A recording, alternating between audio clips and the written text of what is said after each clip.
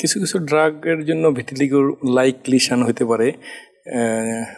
অনেক disease drug তো অনেক ডিজিজই তৈরি করে, তো অরিজিনাল ডিজিজ না, এগুলি হচ্ছে ড্রাগ ইনডিউসড ভিটিলিগো, মানে উইথড্রয়াল অফ দি ড্রাগ এটা কিউর হয়ে যায়।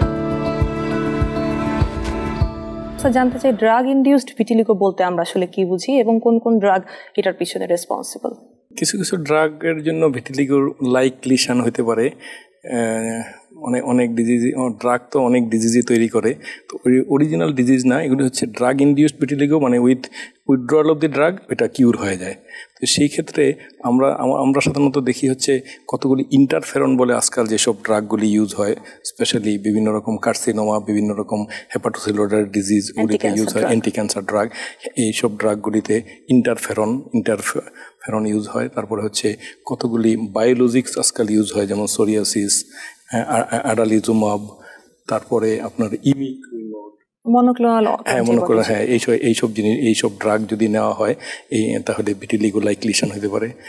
আর কোভিড-19 ইনফেকশানেও ভিটিলিগো দেখা যাচ্ছে, যে কোভিড-19 ইনফেকশনের পরে এবং কোভিড ইনফেকশনের সময় সিমটম হিসাবে ওখানেও কিছু ভিটিলিগো পেশেন্ট দেখা গিয়েছিল, এবং আজকাল এইসব পেশেন্টও পাওয়া যায় যে ফলোয়িং কোভিড-19 ইনফেকশনও ভিটিলিগো হতে পারে, পোস্ট কোভিড একটা কমপ্লিকেশন। হ্যাঁ, তারপরে কতগুলি কতগুলি ডিজিজ আছে, এগুলি রিজলিউশন হওয়ার পরে ভিটিলিগো লাইক লিশন হয়, সোরিয়াসিসে হয়, হার্পেস জোস্টার হলে হতে পারে।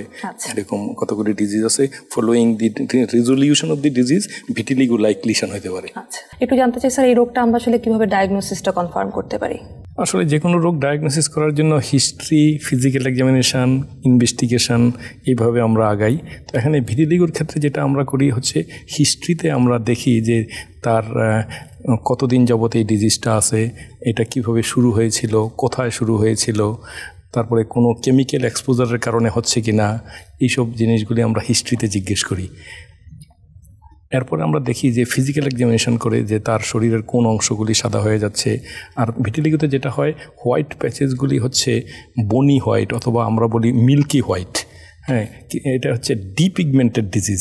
কিছু আছে হাইপোপিগমেন্টেড ডিজিজ। হাইপো মানে হচ্ছে ওখানে অত বেশি হয় না, একদম সাদা হয় না, ডার্টি হোয়াইট বা ওরকম করে হোয়াইট হয়, যেমন টিনিয়া ভার্সিকালার বা এই টাইপের কিছু ডিজিজ আছে। আর এখানে হচ্ছে মিল্কি হোয়াইট হয়। তো মিল্কি হোয়াইট প্যাচেস বিভিন্ন শরীরের বিভিন্ন অংশে যদি এরকম করে দেখা যায়, তখন আমরা কখনো বাইলেটারাল, কখনো ইউনিলেটারাল হতে পারে। তো সেই ক্ষেত্রে আমরা ওইটাকে ফিজিক্যাল এক্সামিনেশন করে দেখি। তারপরেও যদি আমরা, যেহেতু সাদা হয়ে যাওয়ার বহু কারণ আছে, সেই ক্ষেত্রে আমরা এটাকে কনফার্ম করার জন্য আমরা উডস ল্যাম্প এক্সামিনেশন বলে একটা এক্সামিনেশন আছে। আমরা ওখানে লাইট ফেলে দেখি যে এটা কি কালার হয়।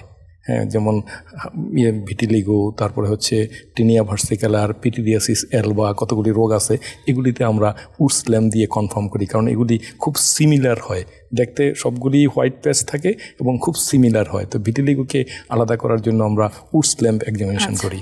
তারপরে আবার যখন দেখি যে উডস ল্যাম্প এক্সামিনেশন করার পরেও যদি আরও কনফার্মেশন দরকার হয় যে এটা ভিটিলিগো নাকি অ্যালবিনিজম নাকি অন্য কোনো রোগ, সেই ক্ষেত্রে আমরা একটা বায়োপসি করে দেখতে পারি। বায়োপসি আমরা সাধারণত রুটিনলি করি না, কারণ history, physical examination, Woods lamp দিয়েই কনফার্ম করা যায়।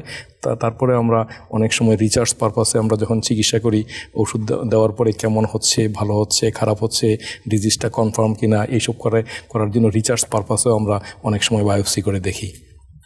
বায়োপসি করলে দেখা যায় ওখানে মেলানোসাইট অ্যাবসেন্ট অর মিনিমাম, 2-1টা মেলানোসাইট আছে অথবা মেলানোসাইট নাই, absence of melanocyte leading to white patches.